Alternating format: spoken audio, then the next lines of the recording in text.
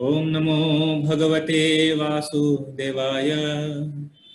ओम नमो भगवते वासुदेवाय। ओम नमो भगवते वासुदेवाय।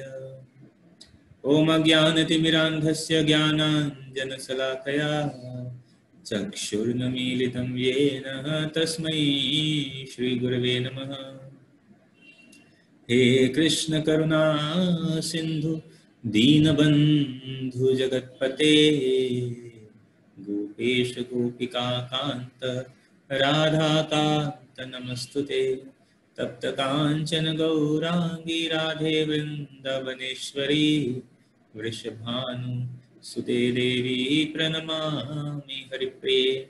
वाञ्छाकल्पतरुर्भ्यश्च कृपा सिन्धुभ्यैव च पतितानां पावनेभ्यो वैष्णवेभ्यो नमो नमः। जय श्री कृष्ण चैतन्य प्रभु नित्यानंद श्री अद्वैत गदाधर श्रीवासादि गौर भक्तवृंद। हरे कृष्ण कृष्ण कृष्ण हरे हरे हरे राम राम राम हरे हरे। हरे कृष्ण। तो आप सभी का स्वागत है और हम चर्चा कर रहे हैं श्रीमद् भगवद गीता अध्याय 16 श्लोक संख्या 1, 2 और 3, जिसमें से पहले श्लोक पर हम चर्चा कर चुके हैं दैवी और आसुरी स्वभाव। दूसरे श्लोक के कुछ गुणों के बारे में हम चर्चा किए हैं और आगे आज चर्चा करेंगे। श्री भगवानुवाच अभयं सत्त्वसंशुद्धिर्ज्ञानयोगव्यवस्थितिः दानं दमश्च यज्ञश्च स्वाध्यायस्तप आर्जवम् अहिंसा सत्यमक्रोधश्त्यागः शान्तिरपैशुनम् दया भूतेष्वलोलुप्त्वं मार्दवं धीरचापलं तेभ्यः क्षमा धृतिः शौचं द्रोहो नातिमानिता भवन्ति संपदं दैवीमाभिजातस्य भारतः। इसका अनुवाद इस प्रकार है। भगवान ने कहा, हे भरतपुत्र, निर्भयता, आत्मशुद्धि, आध्यात्मिक ज्ञान का अनुशीलन, दान, आत्मसंयम, यज्ञ परायणता, वेदाध्ययन, तपस्या, सरलता, अहिंसा, सत्यता, क्रोध विहीनता, त्याग, शांति, छिद्रान्वेषण में अरुचि, समस्त जीवों पर करुणा, लोभ विहीनता, भद्रता, लज्जा, संकल्प, तेज, क्षमा, धैर्य, पवित्रता, ईर्ष्या तथा सम्मान की अभिलाषा से मुक्ति, ये सारे दिव्य गुण हैं जो दैवी प्रकृति से संपन्न देवतुल्य पुरुषों में पाए जाते हैं। हरे कृष्ण। तो हम चर्चा कर चुके हैं समस्त जीवों पर करुणा तक चर्चा कर चुके हैं। अभी तक हमने 16 दैवीय गुणों के बारे में चर्चा कर लिया है। तो आज 17वां दैवीय गुण है लोभ विहीनता। तो लोभ विहीनता के बारे में हम चर्चा करेंगे, या जिसे यहाँ पे बोला गया अलोलुप्त्वम्। लोलुपता नहीं होना चाहिए, लोभ विहीनता, बिना लोभ के। जैसा कि भगवान भगवद गीता में भी इस बात की पुष्टि करते हैं कि नरक के 3 द्वार, इसमें से है काम और क्रोध और लोभ। तो ये नरक के 3 द्वार हैं। तो वास्तविक रूप में ये जो लोभ है यह भी काम का ही एक बदला हुआ स्वरूप है। भगवान जब भगवद गीता में यह बात बताते हैं, काम एष क्रोध एष रजो गुणः समुद्भव महासनो महापापा विद्धयेन्मिह वैरिणम्। फिर क्रोधा भवति सम्मोहा सम्मोहा स्मृति विभ्रम। तो इस श्लोक में भगवान ये बताते हैं कि जब काम की पूर्ति नहीं होती है तब तो क्रोध आता है। जब हमारी कोई कामना है और उस कामनाओं हमारे कामना के अनुरूप कार्य नहीं हो रहा है तो हमें क्रोध आता है। कि मेरे अनुसार कार्य क्यों नहीं हो रहा है। लेकिन अगर हमारी कामनाओं की पूर्ति हो जाती है तो फिर एक बार कामनाओं की पूर्ति होने के बाद हम फिर दोबारा कामना करते हैं, दोबारी पूर्ति होगी, तीसरी, तो इस तरह वह लोभ में परिणित हो जाता है और फिर हम बार बार जो है उस वृत्ति को करना प्रारंभ कर देते हैं, उस कार्य को करना प्रारंभ कर देते हैं। तो यह जो लोभ है, चाहे वह किसी वस्तु का हो, चाहे स्थिति का हो, व्यक्ति का हो, धन का हो, तो ये जो लोभ है यह हमें इस भौतिक जगत में बांधे रहेगा। जब यह भौतिक जगत में जब तक हमें किसी एक वस्तु का भी भोग लोभ रहे, जैसे किसी को खाने बहुत पसंद है तो खाने का लोभ, तो या किसी को किसी वस्तु का लोभ या व्यक्ति का लोभ, धन का लोभ, तो ये जितने भी भौतिक वस्तुओं का जब हम लोभ करेंगे तो जब तक भौतिक वस्तुओं से लोभ है, लालच है, ये कहते हैं ना लालच से बुरी बला है, और पाने के लालच में यह बहुत समस्त इस महत्वपूर्ण मनुष्य जीवन को हम समाप्त कर देते हैं। यह सोचने की बात है कि भगवान ने यह मनुष्य जीवन सिर्फ और सिर्फ एक ही कार्य करने के लिए दिया कि हम यह मनुष्य जीवन का उपयोग करके यह जो इस चक्र में हम फंस गए हैं, इस चक्र से मुक्ति प्राप्त कर ले। और ऐसा अवसर केवल इस मनुष्य जीवन में ही है, पशु जीवन में नहीं है। वह भोग योनि है, वहां पर जो स्थिति मिली है एक पशु को, तो वह पशु उस स्थिति को भोगता है और फिर एक उस जीवन से फिर क्रमिक विकास करते हुए धीरे धीरे धीरे धीरे धीरे धीरे और अंततोगत्वा कई बार, इस कई सैकड़ों करोड़ों जन्म भी हो सकते हैं, उसके पश्चात एक दुर्लभ मनुष्य जीवन की प्राप्ति होती है। और हमें यह अवसर मिलता है कि यह जो जन्म मृत्यु जरा व्याधि का यह जो चक्र है, इस भौतिक जगत में बार बार आगमन का जो यह विधान चक्र है, इसको समाप्त करके हम अपने original back to godhead, अपने घर को वापस जा सके।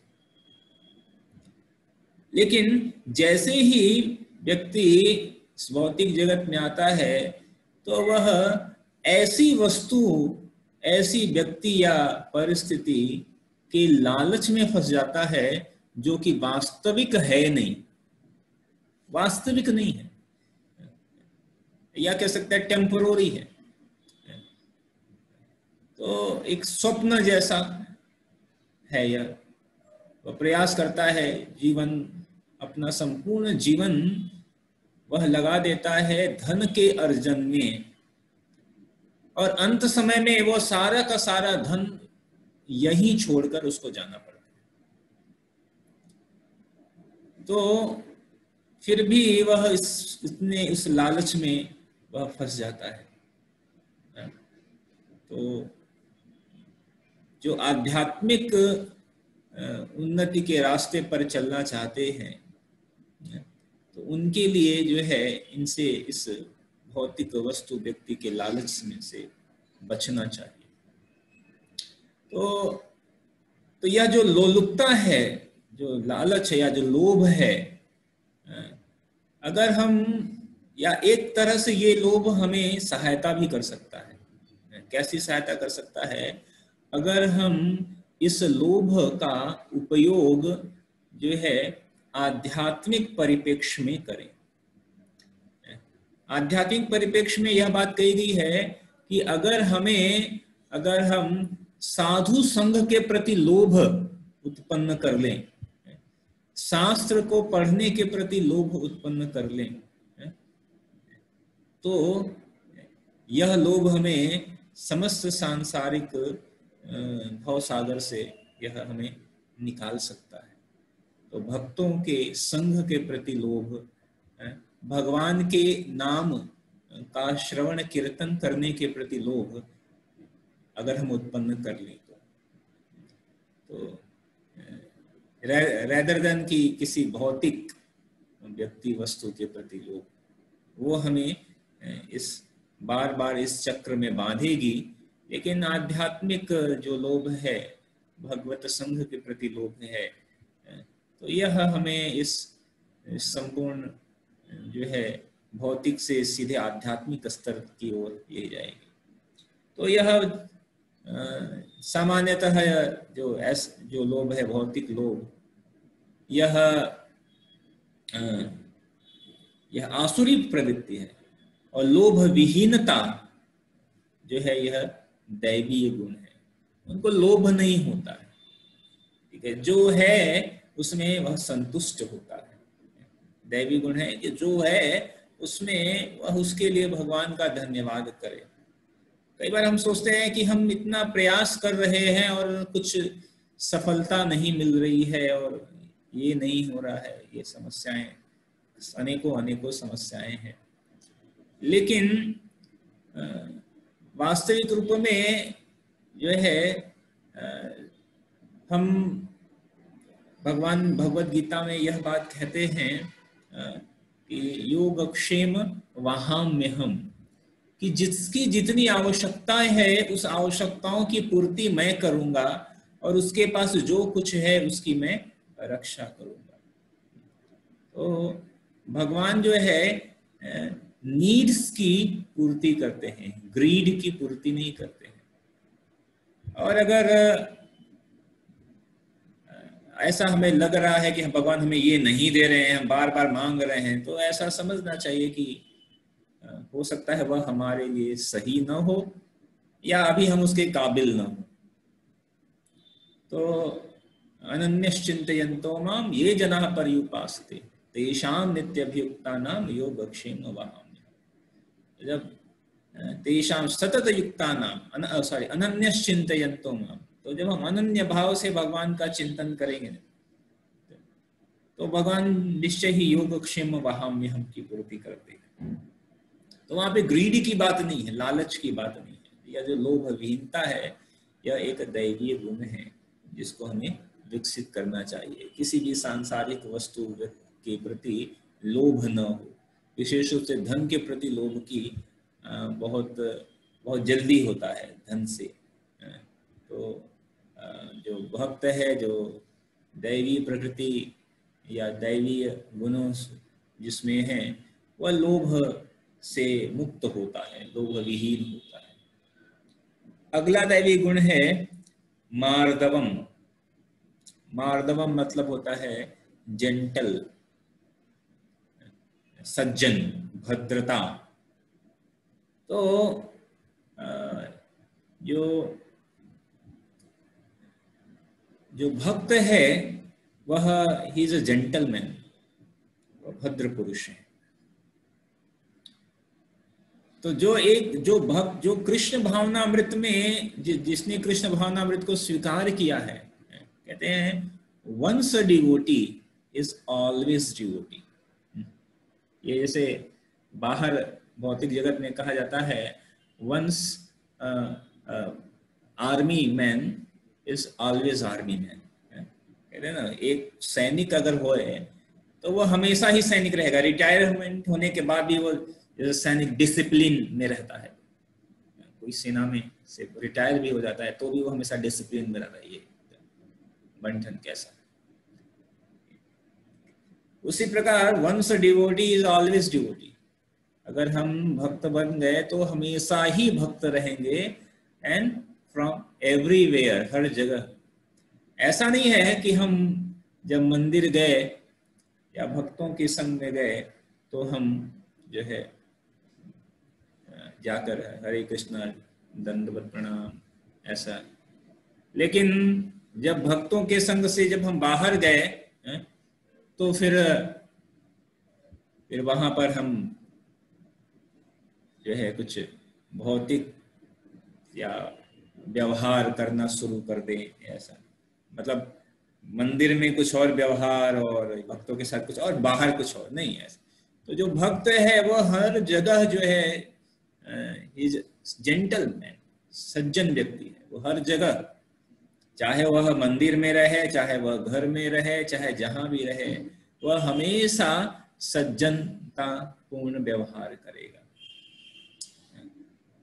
सज्जनता पूर्ण व्यवहार करेगा। यहाँ तक कि श्रीमद् भागवत में कहा गया है कि भक्त इतना सज्जन होता है, इतना सज्जन होता है कि यहाँ तक कि अगर कोई उसको श्राप दे दे, उसको मार दे, यहाँ तक जान से भी मारे, तो भी वह अपनी सज्जनता को नहीं छोड़ता है। इसका उदाहरण है चित्रकेतु महाराज। आप सबको पता है श्रीमद् भागवतम में यह कथा आती है कि चित्रकेतु महाराज जो है वह विमान से जा रहे थे।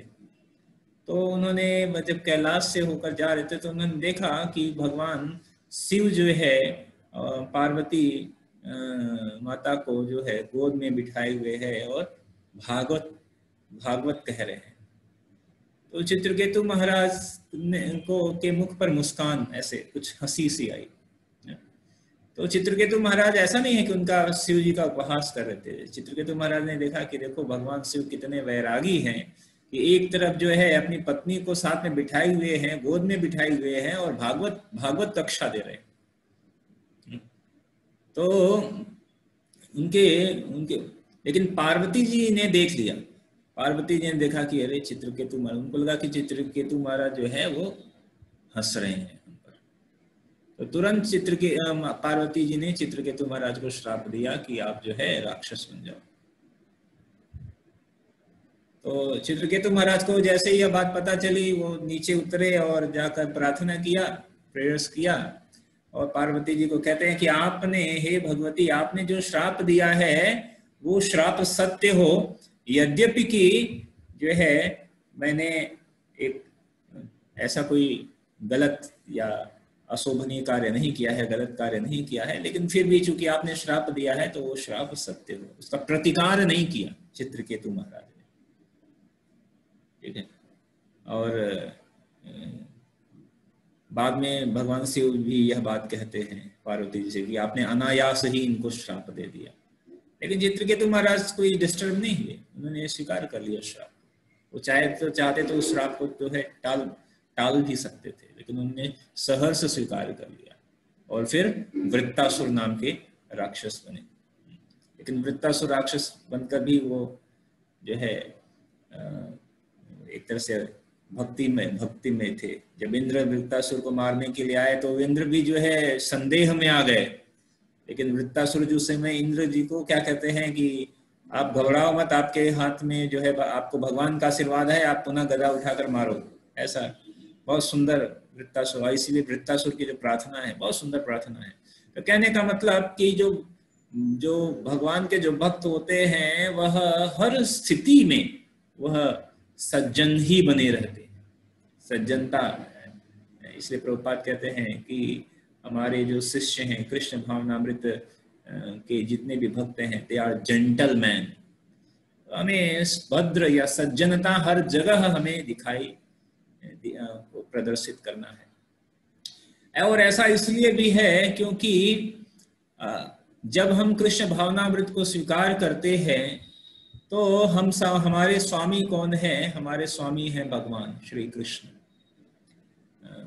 जब सनत कुमार जो चतुष कुमार जो है, जब बैकुंठ धाम में प्रवेश कर रहे थे और जय विजय ने उनको प्रवेश करने से रोका, तो उस समय चतुष कुमार ने जय विजय को श्राप दे दिया कि आप जो है इस बैकुंठ जगत से नीचे गिर जाओ। तो उस समय भगवान स्वयं आते हैं द्वार पर और चतुष कुमार से कहते हैं कि आप जो लोग हैं, आपके चरण कमलों में मेरे सेवक ने जो है अपराध किया है। और सेवक का अपराध मतलब कि सेवक अगर कोई गलती करता है तो उसका क्या कहते हैं उत्तरदायित्व तो स्वामी का होता है। सेवक का अगर कोई गलती करता है तो स्वामी उसके लिए उत्तरदायी है, तो इसलिए मैं उत्तरदायी हूं इसके लिए। तो कहने का मतलब कि अगर कोई बच्चा कुछ गलती करता है तो लोग बच्चे के जगह पे कहते हैं इसके मम्मी पापा कौन है, इसके माता पिता कौन है।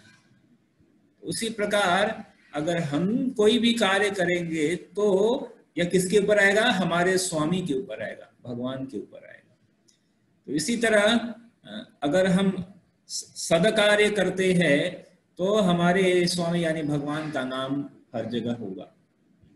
लेकिन अगर हम कुछ गलत कार्य करते हैं तो हमारे स्वामी के लोग कहेंगे कि ये हरे कृष्ण वाले हैं, ऐसा। ठीक है, तो इसलिए हमें हमेशा हर जगह सज्जनता को अपनाना है, बने रहना है, सज्जन व्यवहार करना है, सदव्यवहार करना है। तो अगला दैवी गुण है व्रीहि मतलब मॉडेस्टी। मॉडेस्टी का मतलब है लज्जा। तो जो लज्जा है इसका मतलब कि कोई भी ऐसा कार्य न करना जो कि जिसके करने के पश्चात में शर्म आए या लज्जा होना पड़े, लज्जित होना पड़े। Don't do any abominable activities, किसी तरह का एबोमिनेबल एक्टिविटीज नहीं करना है, कार्यकलाप नहीं करना है। तो जितने भी और साथ ही साथ विशेष रूप से वैदिक वांग्मय में या वर्णाश्रम पद्धति में कहा गया है कि ये जो लज्जा है विशेष रूप से जो है माता लोग, स्त्री का यह आभूषण है, स्त्री का आभूषण है। तो जो दैवीय वर्णाश्रम व्यवस्था है जिसमें सभी की अलग अलग स्थिति बताई गई है, तो उसमें बताया गया है कि जो स्त्री है उसको गृहिणी बोला गया है। और कहते हैं कि जितना कोई यह लज्जा का जो गुण है तो उसके मतलब एक स्त्री जितना कह सकते हैं सद आचरण वाली होगी तो वह परिवार उतना उन्नत होगा, और एक परिवार जितना उन्नत होगा तो वह समाज उतना उन्नत होगा। तो जैसे परम पूज्य रूप रघुनाथ स्वामी महाराज यह बात कह रहे थे कि आज कल जो है वीमेन इक्वलाइजेशन की बात लोग करते हैं, जैसे महिला सशक्तिकरण या इक्वेलिटी, जेंडर इक्वेलिटी, स्त्री पुरुष समान है, इसकी बात कहते हैं।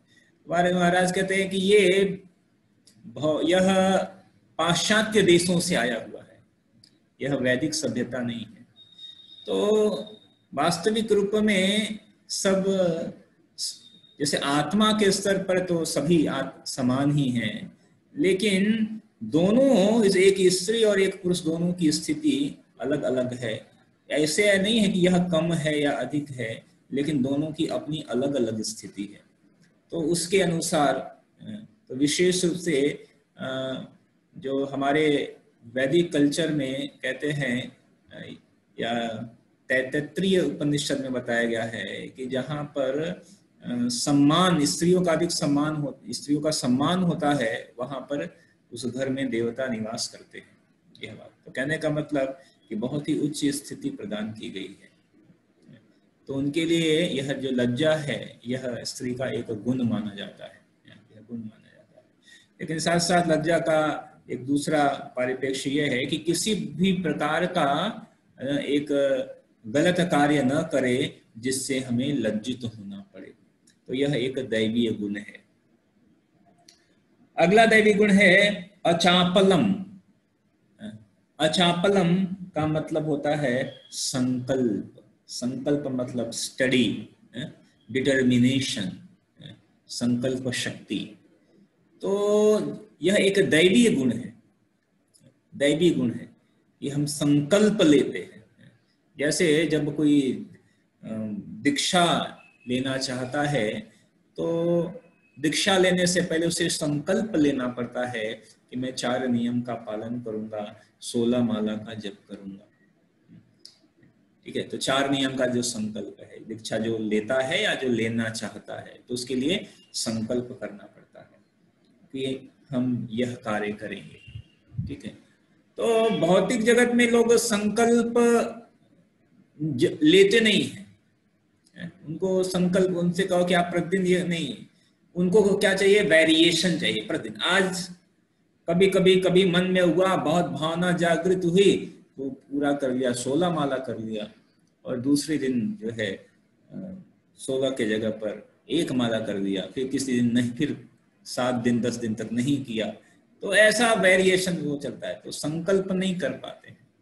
तो जब तक कोई संकल्प पूर्वक, जब तक कोई संकल्प किसी भी कार्य में, आप देखिए किसी भी कार्य, अगर एक भौतिक जगत में भी अगर आपको सफलता हासिल करनी है, अभी मान लीजिए कि वो किसी बच्चे को सिविल सर्विस में जो है सफलता हासिल करनी है, तो वह संकल्प लेता है और वह लगातार उसके अनुसार कार्य करता है। ऐसा नहीं है कि किसी दिन 24 घंटा पढ़ लिया और किसी दिन 4 घंटा और किसी दिन पढ़ा ही नहीं, ऐसा नहीं होता। उसको कंटिन्यूअस पढ़ना होता है संकल्प के साथ कि ये कार्य करना है, ये नहीं करना है। तो बाहर उसको बहुत अधिक घूमना नहीं है, जो है एक संकल्प करना पड़ता है।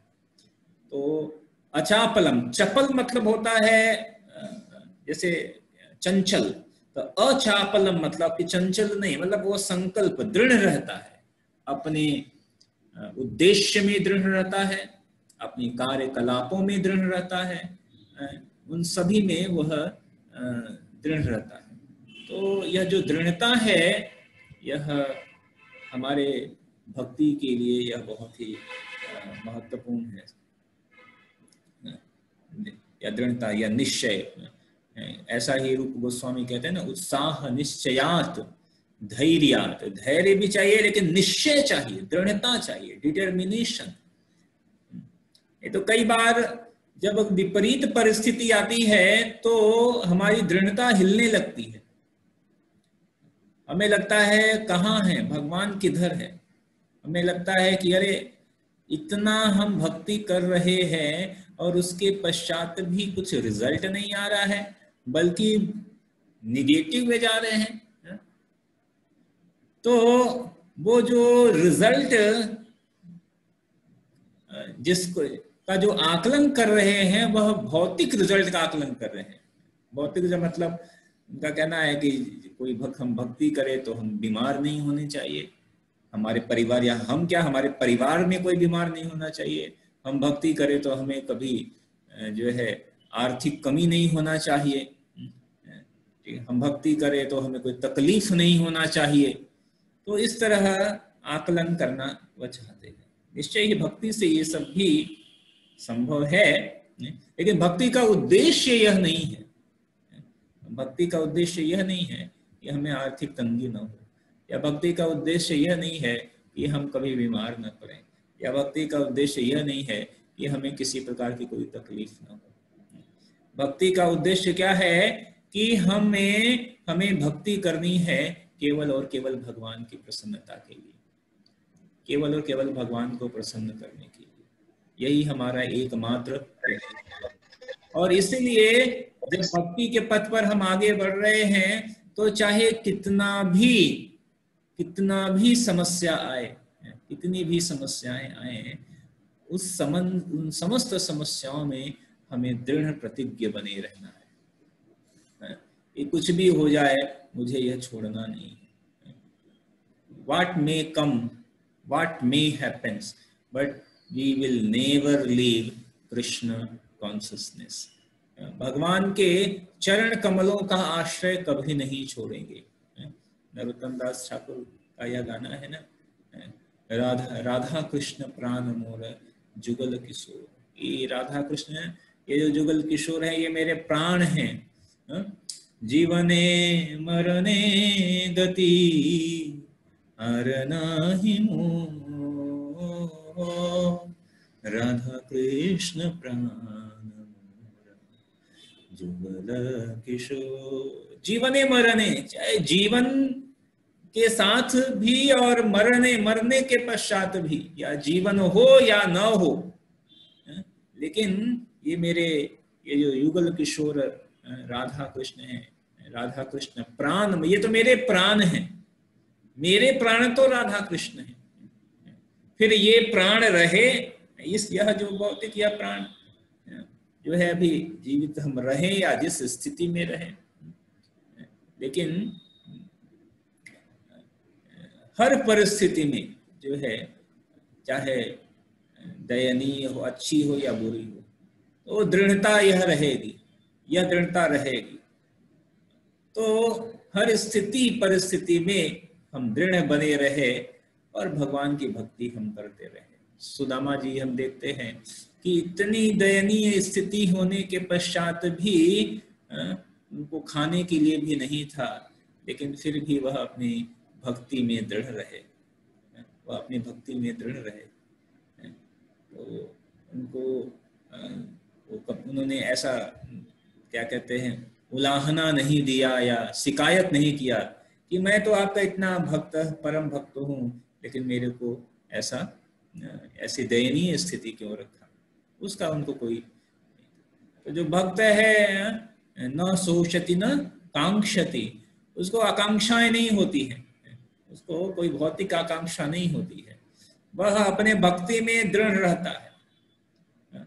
तो यह जो दृढ़ता है अचापलम, कि किसी भी विपरीत परिस्थितियों में सुख दुख ही समाकृत्य हो, लाभः लाभो जया जयो, कि लाभ और हानि में, मान हो अपमान हो, सुख हो दुख हो, जय हो पराजय हो, हर परिस्थिति में बिना उत्तेजित हुए, बिना जो है डिगे हुए हमें क्या करना है, भक्ति करते रहना है। भगवान के चरण कमलों का हमें आश्रय हमेशा है, उसी आश्रय में रहना है। तो ये है दृढ़ता। तो जब हम इस दृढ़ता से हम जब भक्ति करेंगे और लगे रहेंगे, तो आज नहीं तो कल जो है निश्चय ही, जब हम दृढ़ प्रतिज्ञ हैं भगवान के भक्ति में, तो निश्चय ही हमारा आज नहीं तो कल उद्धार हो ही जाएगा। लेकिन हमें दृढ़ता से बने रहना है, हमें आशा रखनी है कि निश्चय ही भगवान जो है हम पर कृपा करेंगे, और उसी दृढ़ता और आशा को लेकर हमें भक्ति करते रहना है। तो यह जो है यह एक दैवीय गुण है, दृढ़ता। ठीक है, तो यह सारे दैवीय गुण हमें विकसित करने हैं, और भक्त में यह सारे, भक्ति के साथ साथ यह सारे दैवीय गुण स्वतः ही विकसित होते जाते हैं। ठीक है, हरे कृष्ण।